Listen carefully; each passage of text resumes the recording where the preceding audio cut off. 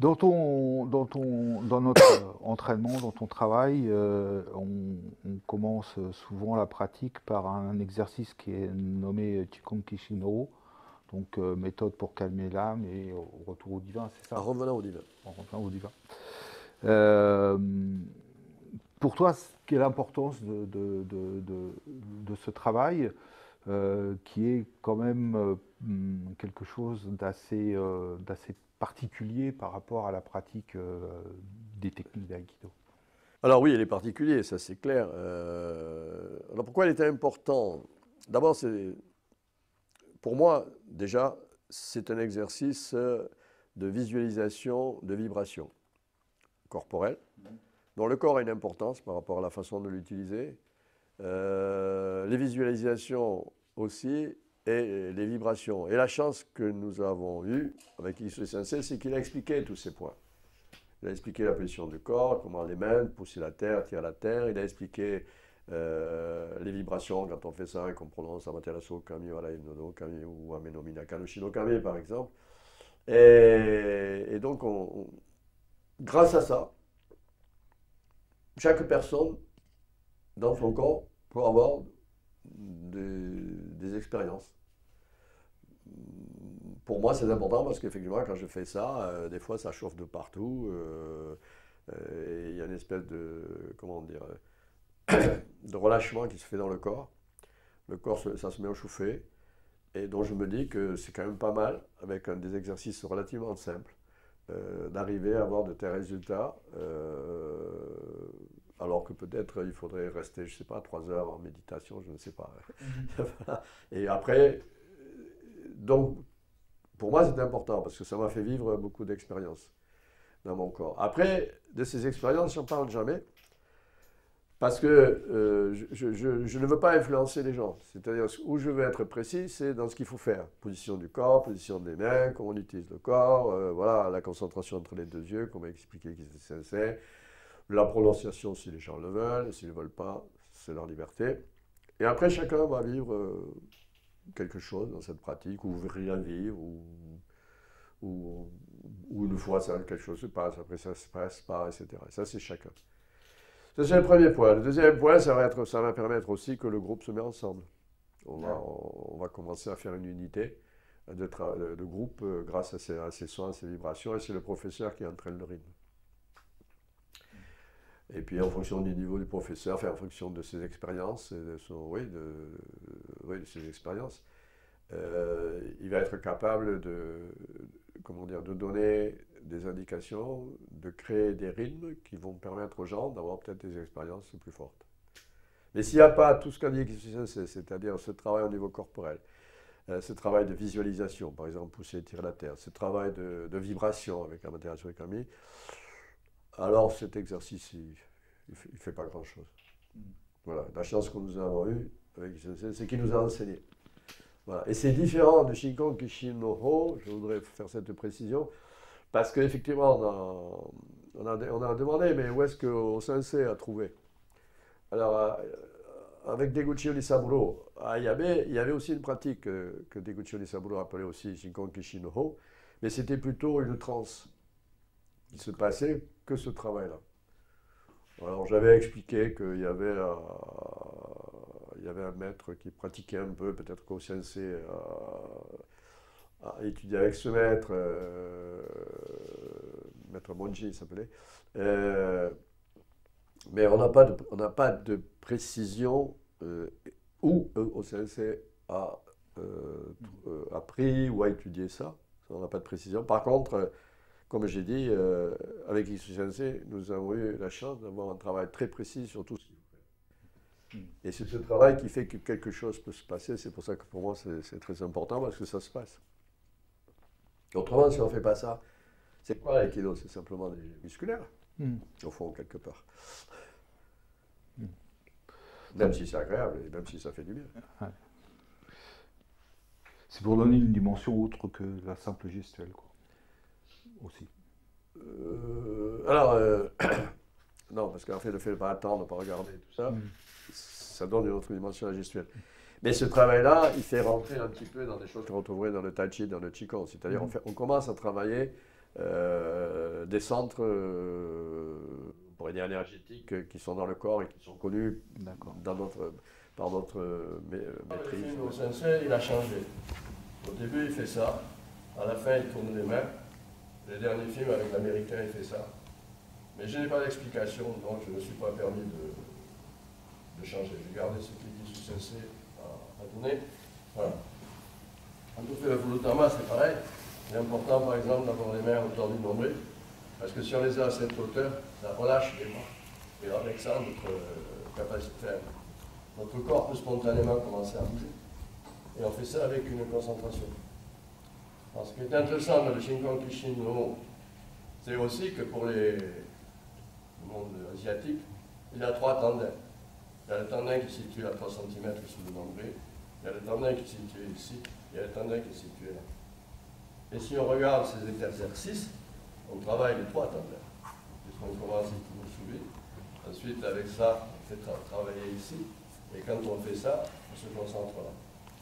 Alors, on peut comprendre que cet exercice, qui peut paraître un peu bizarre pour quelqu'un de l'extérieur qui regarde, en fait, il est assez fort, puisqu'il fait travailler 3 points qui sont considérés comme des centres très importants dans le monde chinois. Ça fait une bonne transition pour cette question que je voulais te poser.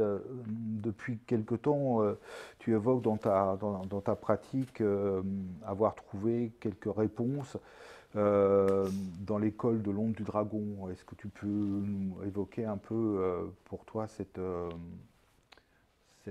le fait d'avoir découvert grâce à cette école, une manière de bouger ou de Alors, faire. c'est pas une manière. Enfin, oui, de bouger, c'est vrai.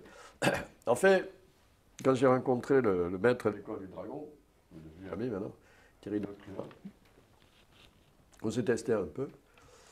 Et dans ce thème, moi j'étais assez touché et j'ai compris que c'était quelqu'un de très haut niveau. Et donc j'ai voulu étudier avec lui, j'ai dit que ça m'intéressait. Et après, bon, on a pratiqué. Et après, il m'a expliqué un petit peu. Il m'a dit, en fait, ce que tu fais, parce que, il me dit ça, tu le fais, mais tu ne te rends pas compte, parce qu'en fait, tu le fais par imitation de Kizushi Sensei. Et il m'a dit, bon voilà, on fait l'enseignement traditionnel, c'est qu'on se met à côté d'un maître, il faut que ce soit déjà un vrai maître, et que ce maître vous accepte comme un disciple, parce qu'autrement ça ne marche pas. Et en l'imitant, au bout de 20 ans, 30 ans, on fait comme lui. Et donc on a une capacité, on commence à se rapprocher de lui. Mais il me dit, bon, c'est une façon de faire qui est plus de notre époque, et puis c'est pour peu de gens. Voilà, ouais. Donc ça ne s'adresse plus au monde actuel. Donc lui, qu'est-ce qu'il a fait? En fait, lui c'est surtout un pratiquant de Qigong et de Tai Chi, il est très haut niveau, il a eu plusieurs maîtres. Et il a vu comment les maîtres utilisaient leur corps. Et il a mis au point une technique pour qu'au lieu de passer 30 ans à les imiter et arriver à faire comme eux, on comprenne comment utiliser le corps par rapport à la biodynamique. D'accord. C'est ce qu'il a fait. Et donc, quand j'ai appliqué, on a pratiqué, je prenais des cours particuliers parce qu'il n'habite pas Paris, donc j'allais le voir à Nantes, et je restais 2h30, 3 heures de cours tête à tête avec lui, et là on pratiquait tous les deux. Enfin, il me faisait pratiquer, puis après on faisait des tests de poussée, etc. Et donc avec ça, il m'a enseigné comment bouger, comment placer le corps, etc. Et ça m'a apporté beaucoup. Cela m'a permis ensuite, quand j'enseigne, de voir comment les gens utilisent leur corps et de voir les défauts. Et d'avoir des mots assez simples pour les corriger. Et c'est pour ça que j'en parle beaucoup. Et ça m'apporte beaucoup. Parce que grâce à lui, au niveau du tandem, maintenant, c'est devenu ce qu'on appelle le tandem. C'est-à-dire, il y a souvent une confusion dans les arts martiaux. On parle de hara, ce qui veut dire le ventre. Et le ventre, c'est ça, c'est tout. Hein. C'est pas autre chose. Le tandem, c'est un point qui est à 3 cm, qui est dans le corps à 3 cm sur le nombril. C'est un point qui existe, mais qui ne travaille jamais tout seul. Donc si on n'arrive pas à se connecter, on ne peut pas l'utiliser. Pas quelque chose qu'on crée, hein. Ça existe. Et lui, il a toute une méthodologie pour y arriver, ce qui fait qu'avec ce travail, je peux sentir comme une espèce de muscle, qui travaille alors qu'il n'y a pas de muscle, ou un point. Et je peux l'utiliser et je peux l'étudier quand je fais l'aïkido, quand je fais du judo, par exemple. Ça, c'est ce que j'arrive depuis peu. Mais le premier travail, quand il m'a enseigné comment utiliser les bras pour, par exemple, ne pas utiliser cette partie et pas cette partie, je l'ai fait avec des armes, c'était plus simple, parce qu'on est tout seul. Donc avec un bouquin, j'apprenais. Après, je l'ai mis dans les techniques. Et effectivement, on se rend compte que si on fait ça, automatiquement, les hanches vont commencer à travailler, sans qu'on s'en occupe. Qu'à un moment donné, on peut sentir le ventre aussi, qui participe à l'action. Et après, quand on a le tendance, à notre niveau, le tendance, c'est, une fois qu'on est connecté, il faut le laisser travailler. Et ça, c'est assez délicat pour le moment pour moi. Je commence à y. Donc il m'a apporté beaucoup, parce qu'il m'a permis, Rikishi Sensei est mort, donc je n'ai plus de maître.